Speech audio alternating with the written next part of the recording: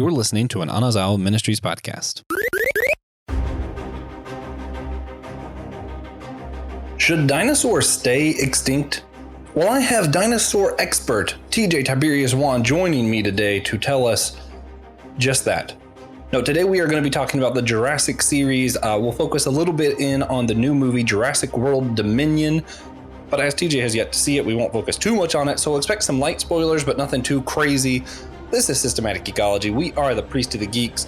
I've already introduced my co-host TJ Tiberius Wan Blackwell. I am Joshua Knoll. We are both co-hosts of the Whole Church podcast. And well, what you been geeking out on lately, TJ? I started reading a manga series called Undead Unluck. It's pretty good. What's it about? So in this universe, basically, most people are normal, but some people are what they call negators, and they have the power to negate one law of the universe, whether for themselves or for anyone else. Nice. It's pretty interesting. Nice. Yeah. I don't know what I've really been doing lately, but I am excited to talk about Jurassic movies. Welcome to Jurassic Park. And actually, guys, one of my favorite memories just of all time was a Jurassic-related memory with TJ and one of our other friends, where we went to Universal Studios Islands of Adventure together, and it started raining, and we took that opportunity to run around their Jurassic Park because nobody was in it because it was raining, and kind of use the obstacle course to have a water gunfight in the rain. Do it? Yeah, they call it Jurassic Camp. Oh, yeah. It was great. You don't really want to get wet when you're dry, but if it's already raining, just fire up those water guns. Yeah, it was a fun time. There's like a whole rope course, caves. Yeah, it was great. If you're close enough to go to Universal Studios, you should check it out. Yeah, especially the caves. I feel like it's like a little secret there. And we might be, I think we're going to do a Patreon exclusive review of an Orlando trip we're going to do in September. TJ's going to be going with me. We're going to ride the new Guardians of the Galaxy ride. We're going to ride the Velocicoaster. So if you guys want to hop on Patreon, you could probably check that out sometime in September. But today we're going to be talking about the movies Jurassic Parks and Jurassic Worlds. The first one came out in June, the summer of 1993. So like a year and a half after I was born. I was literally raised with these movies. TJ, what was your first introduction to a Jurassic movie? So I had like a DVD player in my room as a kid, and I can really only remember having 3 movies that I, didn't lose the discs for. Mm-hmm. And they were Jurassic Park 3, Attack of the Clones, and Sunshine, which is a terrifying movie for like a 7-year-old. However old it was, It's still pretty scary. But I want to say that's my first actual memory of the Jurassic Park movies. But I'd probably seen the others before. It's kind of ironic because I feel like Attack of the Clones and Jurassic Park 3 get a lot of flack from their own fan base. Yeah, they do. It's kind of funny that was like so is Jurassic Park 3 like your favorite then? I think so. I mean, no. Jurassic Park 1 is my favorite. But I probably like Jurassic Park 3 more than most people like Jurassic Park 1. That makes sense. I think story-wise, obviously the first one's my favorite. The first one's the only one with like an actual original story. The rest of them are, hey, we want dinosaurs. Jurassic Park 3 had an original story. Okay. Jurassic World, the original Jurassic World, that's one of my favorites. Just because I liked the monsters. Like, not the monsters. The dinosaurs looked cool. Big dinosaurs fighting each other. The giant sea dinosaur. I was like, yeah, this is why I'm here. I come to watch giant dinosaurs eat other things. Yeah, I feel like that's most of the appeal nowadays. Yeah. Because the first Jurassic Park is an incredible movie. It's not just like a good dinosaur movie. It is an incredible film. It is. Mm-hmm. It's so good. Most of the rest of them are just dinosaurs. Yeah. And that works. Yeah. The first one, based off the book, phenomenal. And what was really cool, if you're looking back thinking about the time it was released, it almost comes off as, if you think about the first Jurassic Park movie, it almost comes off as like they're not showing you the dinosaurs because it's going to look cheesy, kind of like Jaws. So they're trying to build the suspense and not show it a lot. But then when they do show the dinosaurs, even today, they still look pretty good. Like, I feel like it holds up. Like, that's not one of those that aged poorly. It aged really well, I think. The 1993 CGI combined with incredible puppeteering really did what it was supposed to do. And it's solid to this day. Yeah, phenomenal. Like, even just where the T-Rex's eye moves, the way they built that animatronic, I'm like, that still today gets me. I'm like, that looks cool. And I think, so the first one, it is one part great filmography, one part amazing story, one part cool dinosaurs. The rest of them are, I bet people would still spend money if it was just cool dinosaurs. And turns out we do. We do spend money if it's just cool dinosaurs. That's absolutely true. Yeah. In fact, I think after the first one, the only fair way to rate Jurassic movies, if you're doing it based off why people are watching it, is it's a 0 if you can't say there was giant dinosaurs fighting each other. And it's a 10 if you do see giant dinosaurs fighting each other. And it was cool. It was cheesy, that's different. But if they're giant dinosaurs fighting each other and it's cool, it's a 10. Otherwise, 0. It's not really a scale with these. Yeah, I've probably seen Jurassic Park 3 like upwards of 50 times. And you know how much dialogue I can quote from Jurassic Park 3? Probably more than I can of most movies. Let's see. I think I can do it all. The whole everything movie? I remember right now. Are you going to do the whole movie right now? No, just everything I remember. Get to the plane.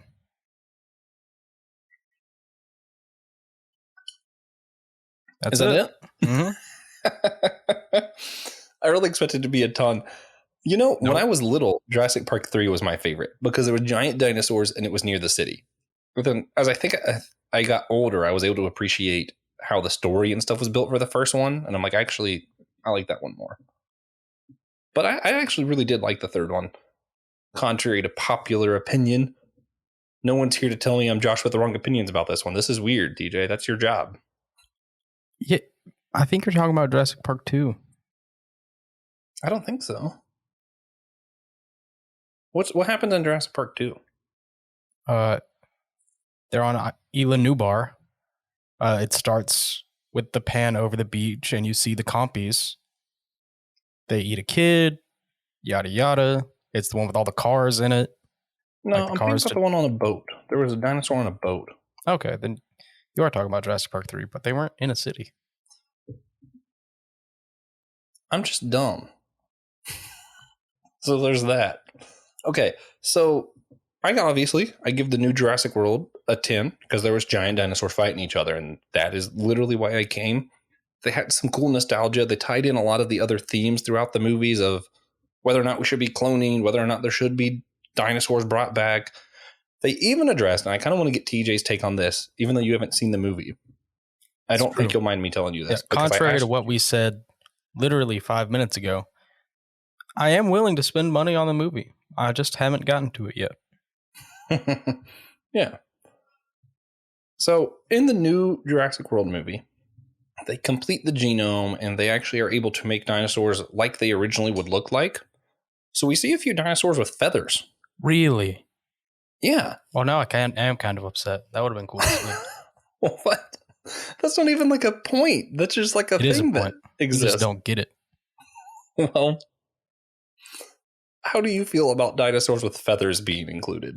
Based. Muy basado. That's good?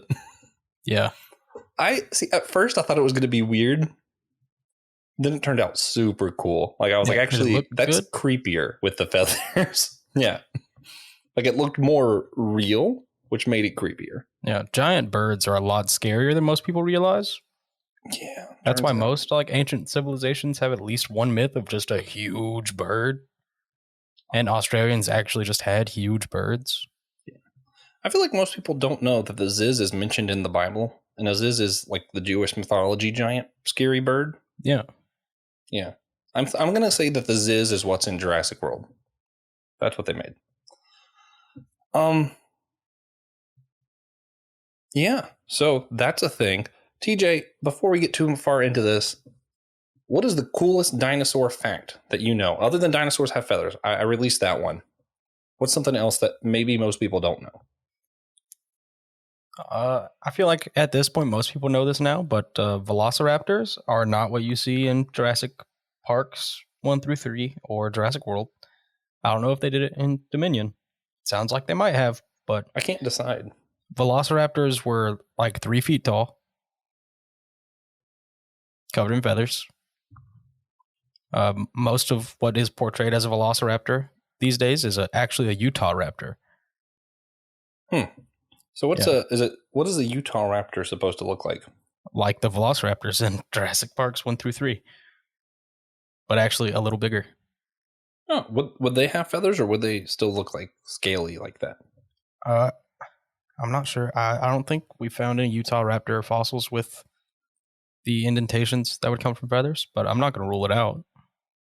All right, because they're still raptors. But velociraptors would basically look like scary chickens, right? More like giant turkeys. Okay, perfect. That's what I want in my life. A giant turkey for Thanksgiving. Yeah. Do you think we would be cooking velociraptors for Thanksgiving?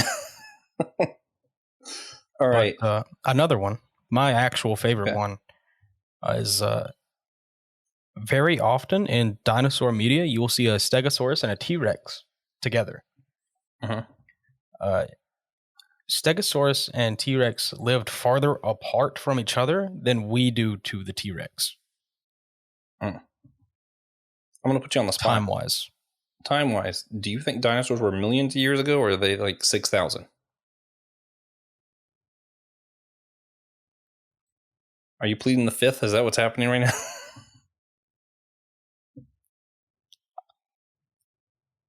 I think he's pleading the fifth. We're speaking so quietly, it can't be held against him. Tune into Patreon to hear our answer on that question. Now that's funny. Interesting. So you know a lot of dinosaur facts. One more thing. Okay. Spinosaurus, my favorite dinosaur in Jurassic Park 3. Completely wrong.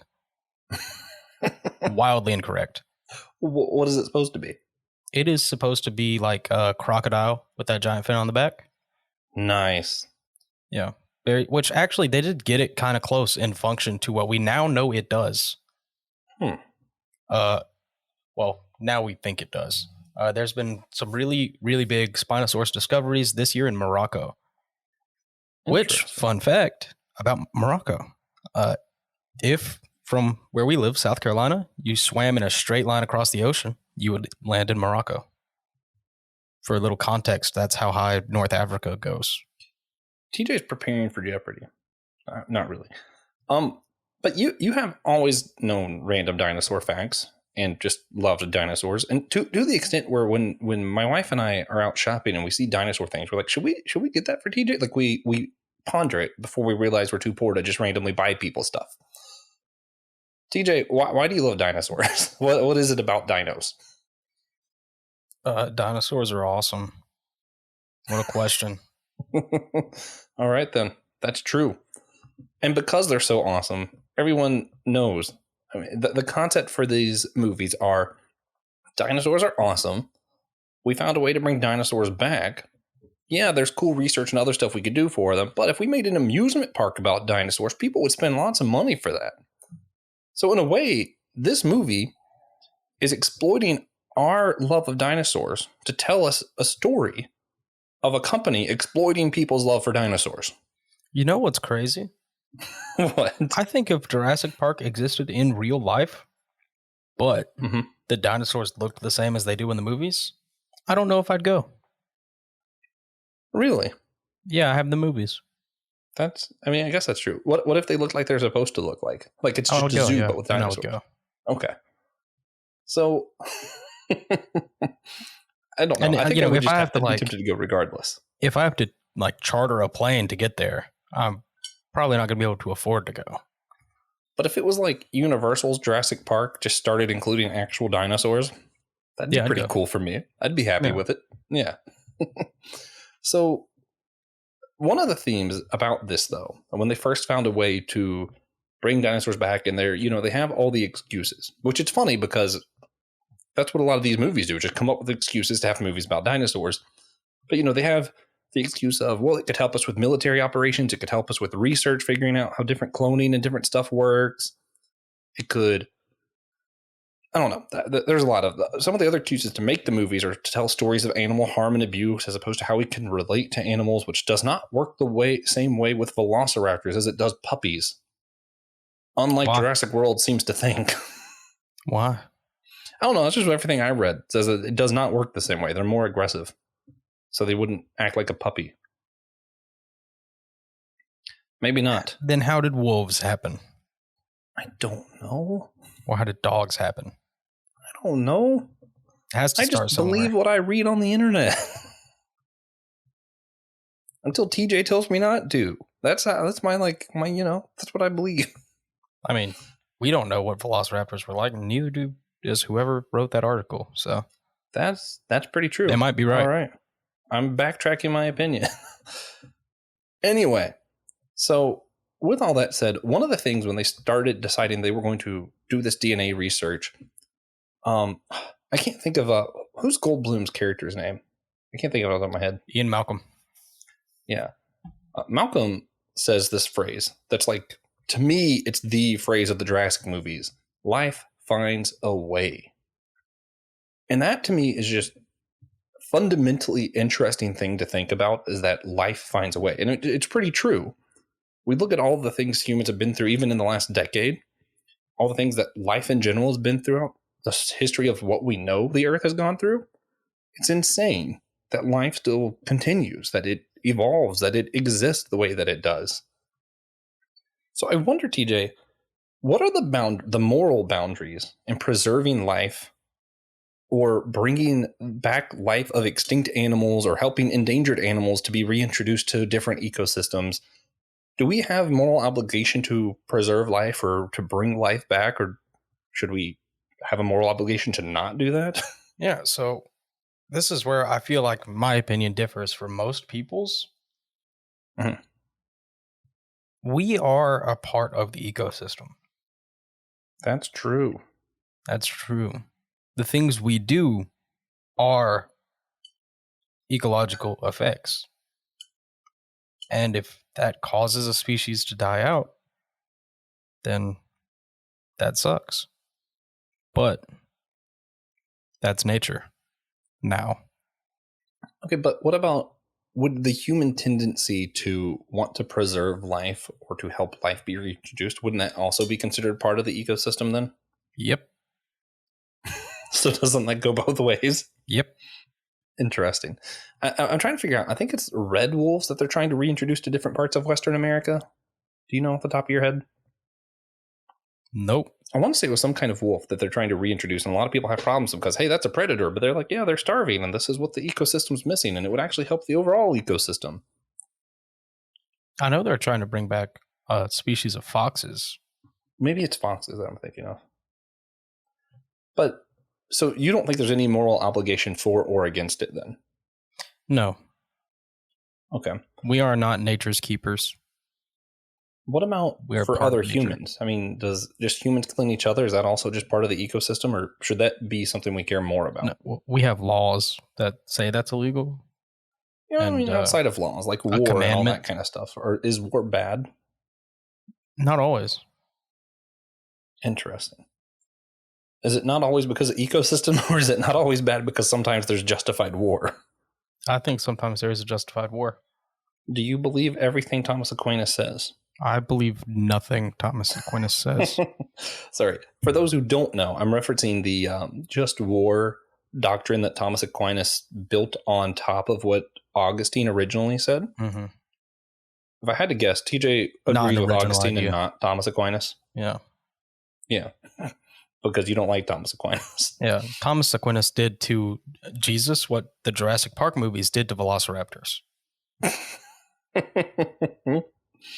I just find it hilarious that there's like this random like saint of the church or like historical figure of the church that TJ basically bullies.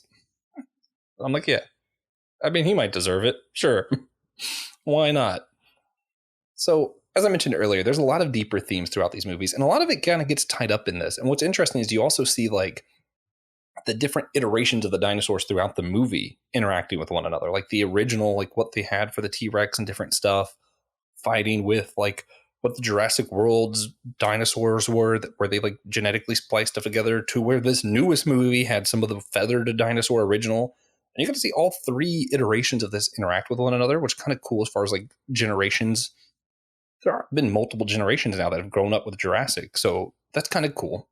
One thing I noticed as an interesting theme, outside of just cool dinosaurs, was the kind of the behind the scenes discussion of when we should leave something in the past. When we should leave dinosaurs extinct or bring them back, where they're old movies, old movie tropes or characters should be left behind for the new, or, whether or not we should change our own DNA to, update humans more or less. TJ, how do we know when we should leave something alone, leave it in the past, or when we should appreciate what we currently have or try to push for something forward? Like, how do we balance past, present, future? See, I'm a big fan of the idea that the past is in the past. Hakuna Matata. Yeah, there's nothing we can do to change that. So, me personally, I think if it's gone, it's gone. So, if you could bring back dinosaurs, you wouldn't? No. They're gone for a reason. So, what about, like, movies? You think Star Wars could just be left in the past? We leave it alone? I think it might have been better that way. Ooh. At one point. Now, not so much. But at one point, I think it would have been better to leave it at, the originals and the prequels. That is the one time where you actually can change the past, by the way. In media. You can just say that the past was something else. I would have... That is different. For me, I think it would have been really cool if they would have left it at the original trilogy without the prequels. But then once they started making new ones, I felt like they just needed to keep doing it. But that also is just growing up at different times and having different opinions about the prequels, which we've talked about before and we will talk about again in our drive-in series when we cover Phantom Menace together with Pastor Will. I do want to read a quote. My favorite quote, actually, is by C.S. Lewis. Surprise, surprise. And this is from the Screwtape Letters. He says, "Gratitude looks to the past. Love to the present. Fear, avarice, lust, and ambition look ahead." And his point was more, the past is helpful so you have something to be thankful for, something to reflect on. The present is where love is. The present is where God is. But sin, and he expands on this, is all sin happens in the future. You don't sin because you are making love, because sometimes making love is a good Christian thing to do in certain contexts. You're not sinning because you're angry or even because you killed someone. There are contexts where God has justified that. The sin has to do with, I was afraid of something could happen in the future if I didn't kill this person, or the lust that made me want something that I don't have currently. That's what Lewis argued sin was these feelings, these emotions and reactions to the future stuff that hasn't happened yet. How does that sit with you, TJ? Correct. I mean, I think largely yes. I definitely agree. God and love is in the present. People need to be more present, just here with what's happening right now. I mean, that's a practice in a lot of Eastern religions. Also, is just kind of learning how to be here, how to truly be present in the present. I definitely think sin can happen in the moment. I don't think that's, always true. Only the Sith deal in absolutes kind of deal, But I definitely think a lot of the times when I'm thinking about my own life and when I have sinned, it is because I was afraid that someone's going to find out that I did this. And because I'm afraid of what they will do in the future, I make a sin action now. Or because I can't wait for my future wife or whatever, I don't know what's going to happen, I lust after something now. Or, I don't know, I can't think of other examples. TJ, do you have other examples? No, I think the idea behind what he was saying is that you will always sin again. Not that That's you will also never true. sin in the present. That's true. But, yeah, it's interesting, though, as far as God and love being in the present, how do you think people can be more present in the present? Just enjoy the world around you. Yeah. I mean, yeah. What I'm thinking of, I feel like a lot of people have too many distractions. They're always on their phone, texting people, worried about the next thing they're going to do. Or, even people I know are eating breakfast, worried about what they're going to do for lunch. Is that you? Typically, no. I typically wait till the second after breakfast to worry about lunch. I like to plan ahead, though. Like, that is actually a big fault of mine. And having gone to Disney with me, I have this tendency that I want to plan every second of the day. Like, I don't want to go to Disney until I know, like, on Monday what we're going to be doing Friday at 12:33. But that's me trying to control the future. And I feel that that's problematic, and it gets in the way of me enjoying what's happening currently. It's actually a big problem I have with all vacations is I have a hard time enjoying myself in the moment because I'm too worried about what's going to happen next. How do we do better to not worry about what happens next? I mean, with all the stuff with the phones and Facebook constantly reminding us of what's next, how do we slow down? Well, it's very simple. Mm-hmm. Whatever happens is gonna happen. Mm-hmm. Mm-hmm. So just deal with it. You don't think we should put our phones down more or anything like that? Just worry less? Just worry less. All right. It's a lot harder than it sounds, but... You heard it here. Original TJ Blackwell quote, don't worry about a thing.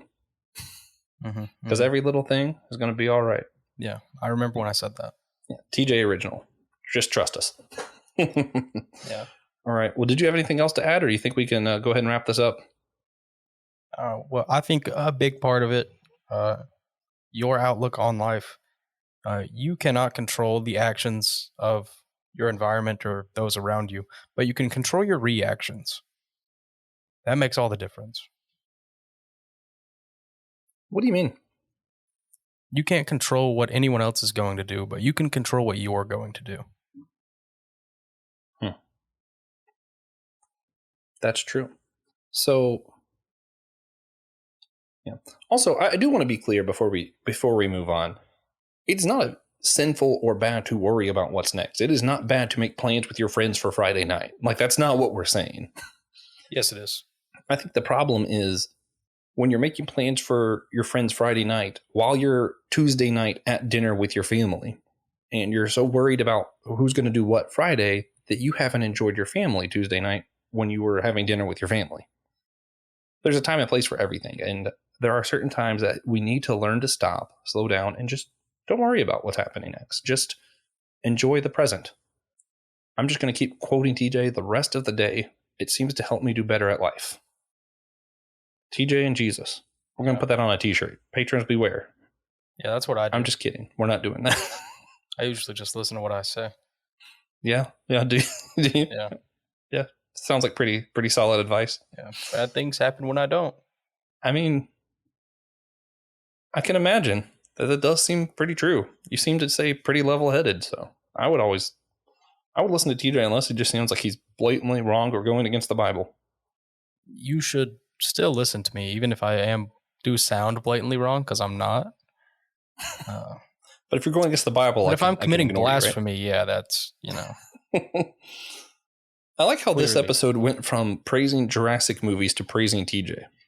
I think that was the goal, right? That's why we all showed up for this. Yeah. Guys, go out, enjoy some big dinosaurs, enjoy the moment, and think about what TJ would have you do. What would TJ do? Don't do that either. Don't do that. Stick to what Jesus would do. All right, guys. That being said, I think we're good for the wrap up. TJ, do you have any recommendations for people listening? Yeah, go read Bleach. All right. My recommendation is going to be super simple. Read the Jurassic Park book. Oh, yeah. I'm changing mine. The Jurassic Park book is great. Yeah. Do Ian that. Malcolm goes all in on fractalization, and it makes the book so much more interesting. Also, if you're like me, your imagination imagines the dinosaurs a lot cooler than even the movie does. And the movie's great. Yeah. So that being said, if you want to hear more from TJ and I, you can go to systematicgeekology.org, hit the drop-down menu where it says host, has everything we're on, which is pretty much this show and the whole church podcast. So you could also just look it up if you wanted. And go also on our website. You can go over and let us know what you've been geeking out on, what you would like us to be geeking out on. And do us all a favor. While you're enjoying the moment, also remember that you are a chosen person. We are all a chosen people, a geekdom of priest.